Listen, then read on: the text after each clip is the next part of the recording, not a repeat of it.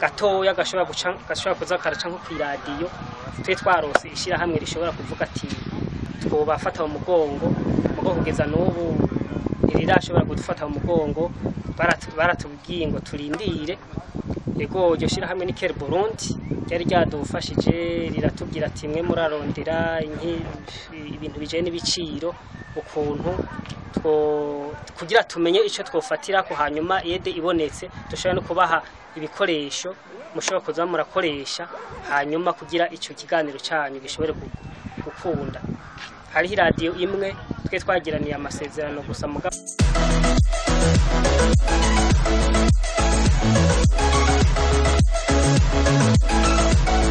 tubaramutse nshuti bakunzi ba Kugasaka Web TV, twizera ko muri benshi mukomeje kubana natwe hirya no hino ku isi.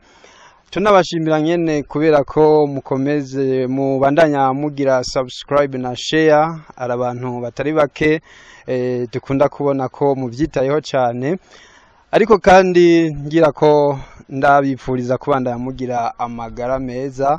Imana ibandanye ibarinda COVID-19, twizera ko hirya no hino rero mubandanya kugira amagara meza. Bukeneza Boniface Yufese nije mugiye kubana mu kiganiro, ni nkuko bisanzwe ndizera ko ibiganiro byacu bibandanya kubashikira atankomanzi.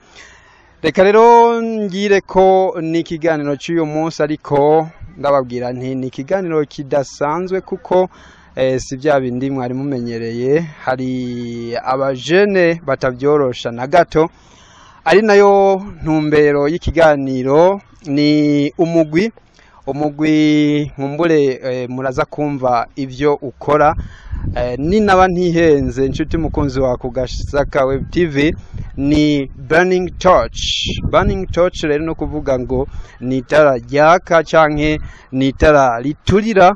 Muravyumva abumva ururimi rw'icongereza ngira muca muvyumva neza cyane. Nuko rero ni Burning Torch, ni club isanzwe ikora utugenegene, harimwo byinshi cyane. Twaragereye rero ababijejwe cyane cyane president canke urongoye iryo shira hamwe canke uwo mugwi canke club, bivana nuko uvyita. Aratubwira rero byinshi, mbega ikiyumviro cyavuye hehe, mbega boba bageze hehe, mbega nibihe bikorwa barangura muri Burning Torch. Reka rero ndabahe ikaze ndetse twinjira neza na neza mu kiganiro cyacu cyo kuri uyu munsi. Ndabibutsa ko Bukeneza Boniface Yufese alije nyene muri kumwe mu kiganiro. Reka rero duhe ikaze umutumire wacu atubwire byinshi kuri Burning Torch. Nitwa gute? Nitwa Nkurunziza Jean Bosco, murongoye umugwi Burning Torch. Mbega duhereye ku izina Burning Torch, mbega iryo zina kugira ngo muri tore mwavyiyumviriye gute, ikiyumviro cyaje gute? Ego murakoze cyane kugira duhitemwo iryo zina Burning Torch. Nkuko mwari mwabivuze mu ntangamarara, Burning Torch gisigura mu Kirundi urumuri. Twashatse kugira tumurikire abandi bajene, kuko abajene benshi hari igihe usanga bari mu bintu mengo bijaye n'umwijima, ntibatahure ubuzima bukabacanga. Ari nayo mpamvu twavuze ati reka twegeranye abajene, ego turabe impano zitandukanye umwe wese mu cyo ashoboye, hanyuma turabe ico umwe wese yoshobora kugira ashobore kuraba ko yokwiteza imbere, yokwiteza imbere mu gihe muri kazoza kiwe. Yes, ibyo bintu rero byiza cyane, na cyane ko haba havugwa ibura ry'akazi. Nshuti mukunzi wa Kugasaka Web TV agize ati kugira ngo turabe ko twokwiteza imbere. Reka rero tugire ko twumve nkumbure n'ibikorwa basanzwe bakora muri make, hanyuma banatubwire nyene n'ivyo boba bamaze kurangura muri Burning Torch. President, mbega muba mumaze kurangura iki canke nibiki bikorerwa muri club iwanyu Burning Torch? Ego murakoze cyane. Bo twebwe club Burning Torch nk'ivyo tumaze gushikako, ubwa mbere na mbere ntivyatworoheye, murazi ko umuhini mushasha utera amabavu. Twabanje kuraba by'ukuri impano umwe wese afise. Club twebwe twaciye tuyigabura tuyishira mu yo twita amakomisiyo, twaciye dufata hanini turavye ngaha mu gisagara, turabona ko ikintu kijanye no gukora imanza za mariage canke imanza zitandukanye ko ari ikintu gikenerwa n'umugwi w'abantu. Ca turafata turapanga abana bato bari mu migwi itandukanye bashobora kuza gutamba nko mu bintu bijanye na mariage, bijya bintu bijanye no gutwikurura. Hanyuma ntitwagejeje aho nubwo ibintu bijanye n'imanza atabantu bagiteka gose, turasanzwe dufite n'abantu bateka bafitiye impamyabushobozi, harimo bamwe barose n'amasertifika muri vyo. Hanyuma uwo n'uwundi mugwi mugabo rero ntitwagarukirije aho, twashe tuvuga duti reka turabe ukuntu tworondera akantu kajanye n'aka emission canke ikiganiro gatoya gashobora kuza karaca nko kw'iradiyo. Twe twarose ishira hamwe rishobora kuvuga ati twobafata mu mugongo, mugo kugeza n'ubu ntirirashobora gudufata mu mugongo. Baratubwiye ngo turindire. Ego iryo shira hamwe ni Ker Burundi ryari ryadufashije, riratubwira ati mwe murarondera ibintu bijanye n'ibiciro, ukuntu kugira tumenye ico twofatira ko, hanyuma ede ibonetse dushobora no kubaha ibikoresho mushobora kuza murakoresha, hanyuma kugira ico kiganiro cyanyu gishobore gukunda. Hariho iradiyo imwe twe twagiraniye amasezerano gusa, mugabo kubera nyene ubwo buryo butaraboneka n'ubu unyi ntabwo turatangura gushikana aho kayimisho kw'iradiyo. Ego sinzi ko hari ikindi nobandanya bikuru n'ibintu bijanye n'ivyo. Yes, hanyuma turabandanya n'ikiganiro na Burning Torch Club. Mwumva ko itavyorosha nayo nyene, batubwiye ibitari bike. Nkumbure ushobora kwibaza uti mbega hari ibibazo, nkumbure ushobora kwibaza uti mbega mwa mumaze kugera kuki. Reka twumve nkumbure niba hari icyo baba bamaze gushikako, kugira ngo nshuti bakunzi ba Kugasaka Web TV mwumve imigambi ndetse mwumve n'intambwe baba bamaze gushikako muri make. Ariko tuhera no ku nkumbure n'imyaka yo biheze canke ikihe cyo bakiheze rishira hamwe canke Club Burning Torch batanguye. Mbega muba mwatanguye ryari? Mbega ni yihe migambi muba mumaze kurangura mukuru wa Burning Torch? Yego murakoze cyane. Nkuko mubivuze ishirahamwe ryacu canke iyo club yatanguye, twarose uruhusha rutwemera gukora ku mugaragaro hari ku itariki 26 z'ukwicumi mu mwaka wa 2018, niho twaronka uruhusha rutwemera gukorera ku mugaragaro. Hanyuma ivyo tumaze gushikako navyo novuga ko hanini tumaze kubona muri ayo makomisiyo abashoboye ibi nibi. Nkubu ubonye turashobora kuvuga ati turarusa urubanza ahantu kanaka, tukaje tuhitana babandi basanzwe bagira nk'ivyo bintu bijanye na decor canke abo bantu bazi ibintu bijanye no gutamba, tukagenda tugakora urubanza. Hanyuma amafaranga avuyemwo, kubera abo baba babiteguye, barashobora kuvuga ati natwe turakeneye ko badakorera ubusa.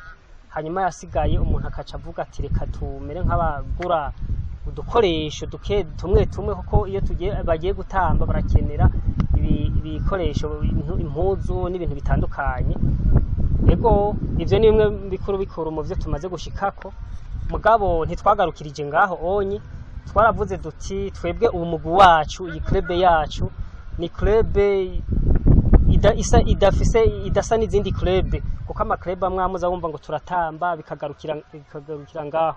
Twebwe twashatse kuvuga duti reka dufashe abantu bariko barigisha aba bana sirtu bari muri fondamentale canke poste fondamentale, kugira tubandanye dushira mu ngiro kijya cigwa kijanye na entrepreneuria basanzwe biga mu ishure, kije no kwihangira imirimo.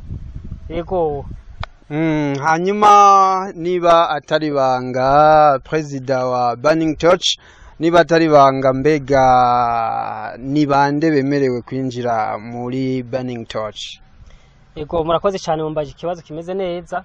Twebwe kubijanye no umuntu ashatse kuza muri club, kwinjira muri club yacu, nta muntu n'umwe akumiriwe. Twebwe club yacu nk'uko icivugo kibivuga ngira muraza kuronka akanya ko kitubaza, twihaye intumbero yo kurondera uwo muntu wari we wese afise impano zinyegeje kugira zije ku mugaragaro, kuko hari abantu usanga bafise impano kabisa mugabo umuntu akaba atarasanzwe yizi. Uwo muntu niwo muntu wa mbere dushira ku isonga. Mugabo n'ubundi se kuvuga ngo turabakumira, hari umuntu usanga akunda ibintu mugabo akaba atabishoboye. Turafise rero abantu bigisha nyambara umuntu avuze ati je nkeneye kwiga ku bintu bijanye no guteka, nta ngorane, nta umukumira, hariho abantu bigisha ibintu bijanye no guteka. Hanyuma ikindi nkumbure abakunzi bacu hirya no hino ku isi hashobora kuba hari abajene babaye motive canke bashimishijwe n'ivyiyumviro vya Kugasaka Web TV, nkumbure bakagira bati mbega aho hantu nta hantu ushobora gusanga ibintu byabo bizimbye ku buryo kwinjira ushobora gusanga ari kibazo. Mbega tukiri ngaho nyene, mbega ibiciro bimeze gute, mwakira kuri gusa, mbega hasabwa iki kugira umuntu ashobore kwinjira muri Burning Torch? Murakoze cyane. Nkuko twabivuze kubera ari club yagiye irahurumbirwa n'abatari bake, harageze igihe tuvuga duti reka tugire tumere nk'abari mitawoco, usanga ari akantu kakajagari. Twarasaba ko umuntu mu kwinjira yotanga inoti y'ibihumbi 2 n'amafaranga make cyane, na cyane cyane tukavuga duti abo bana kubera atahantu amafaranga ashobora kuyakura, mugende mubigire abavyeyi banyu uko iyi club yacu intumbero ifise ivyo mukora, ntibazohave bibaza ngo mwagiye mu ngeso mbi ibiki ibintu bitandukanye. Hanyuma twe ntitwagarukirije aho, twarabonye ko kugira club yacu ibandanye imera neza, kuko je narabemereye ko dutegerezwa gutera imbere, kuko iterambere umuntu aritangura buke buke mpaka hanyuma kateba karishikako.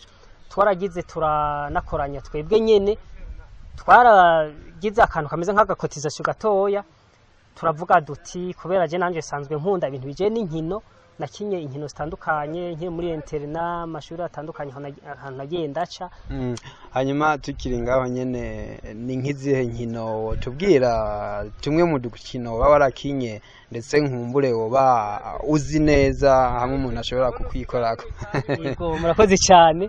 Niho naringiye gushika, jewe narakinye inkino z'amaboko nyinshi, inkino z'amaboko nka zose narazikina, mugonca ndavuga ati reka mpitemo rumwe mu rukino novuga ati ndarugira umwuga, kuko haya hatandukanye, haba handball, rugby, basket, karate, ivyo byose narabikinye. Mugabo ndavuga nti reka mpitemo urukino rumwe, kuko nta muntu yokina byose.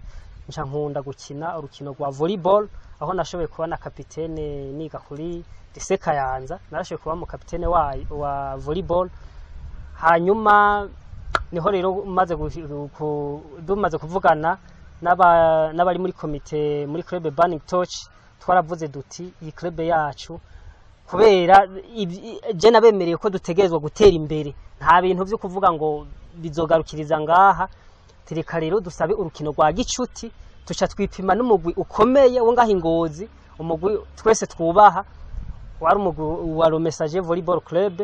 Twaragiye turabasanga Ibuye, turakina urukino, baratugura, mugabo intsinzi twaje tuyizanye, twarabatsinze kuri Seoul ku manota 18, nabo bafise 16, twabasumbije amanota 2, bari batugoye.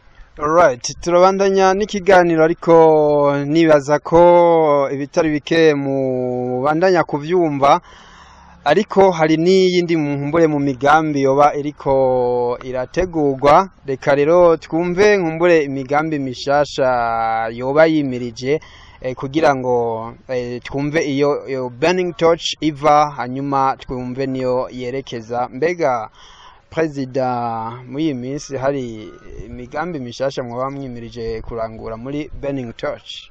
Ego murakoze cyane.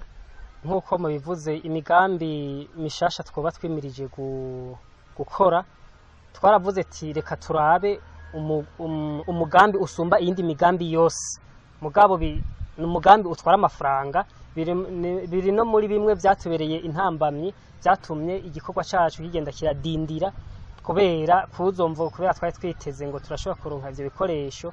Ubu nibaza ko tuba tugeze kure cyane mu bamaze no kutumenya. Hari abenshi bagiye baratubona buke buke batwumva uko mugo kubera ibikorwa bitaja ku mugaragaro byashi bigenda biradindira. Uwo mugambi nawe se wundi reka ndawuvuge, nababwiye ko projet isumba izindi zose ari umugambi uje na filme, kandi filme turazifise zanditse, zimwe twarazikinye turazirungikana no kwabo bantu mugo ndazi abantu bo tumenera ibanga baramaze kubona amasanamu amwe twarazibahaye. Ego ni wo mugambi usumba iyindi migambi yose twebwe twashize imbere, tireka dukine filme mugabo izo filme zishobora kugenda zirigisha ibintu mu buzima biki, dukinanye n'ibintu abantu bashobora guhura mu buzima navyo. Alright, nshuti bakunzi ba Kugasaka Web TV, murumva ko ibintu bitoroshe muri Burning Church, ariko mbanze ndabibutse gato ni Kugasaka Web TV aca ngaruka Kugasaka ka ina Runyonga ngaha mu gisagara ca Ngozi, niho uzosanga Burning Torch. Ni nabantihenze, noneho ndazi ko ntihenze kuko hari ibimenyetso byinshi byerekana ko ari kuri Kugasaka ka ina Runyonga na Kugasaka Web TV. Murumva ko bica biba ibintu biryoshe cyane.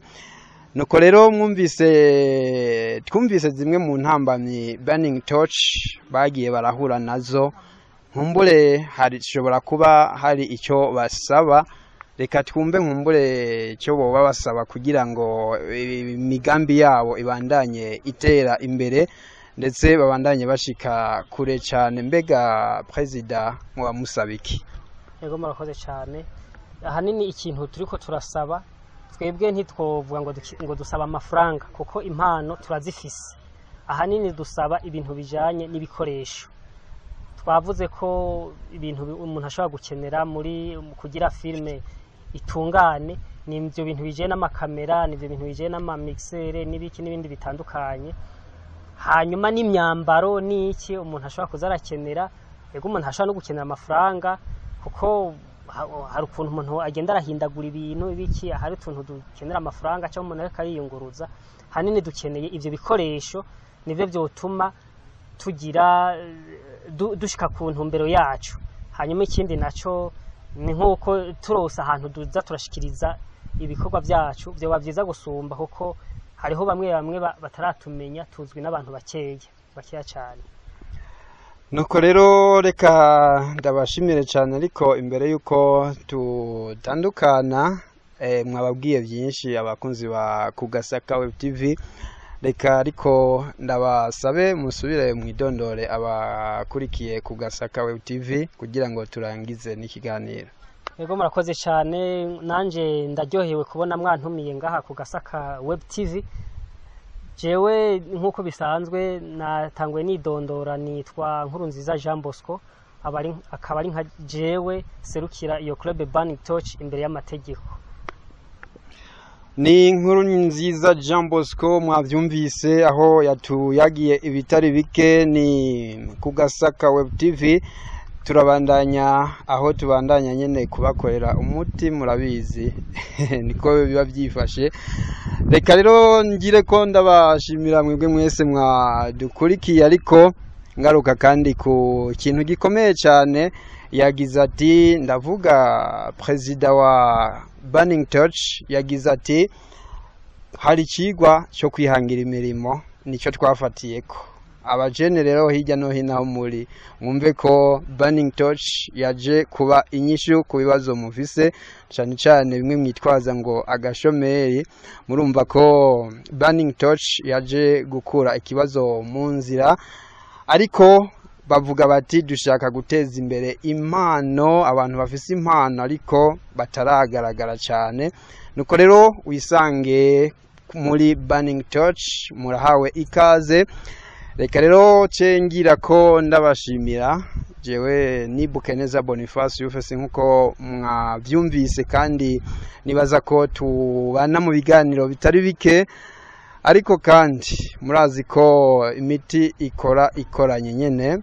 shimire mugenzanje Emmanuel Nijimbere ndetse na Anik bafadikanije mu gufata amasanamu. Reka rero ndabatumirire kubanda mugira subscribe na share kugira ngo ibiganiro byacu bibandanye bibashikira hirya no hino kwisi ndetse bibashikire ku mwanya. Ahanje rero Bukeneza Boniface ufese mwari kumwe ndetse mfadikanije na Emmanuel Nijimbere ndetse na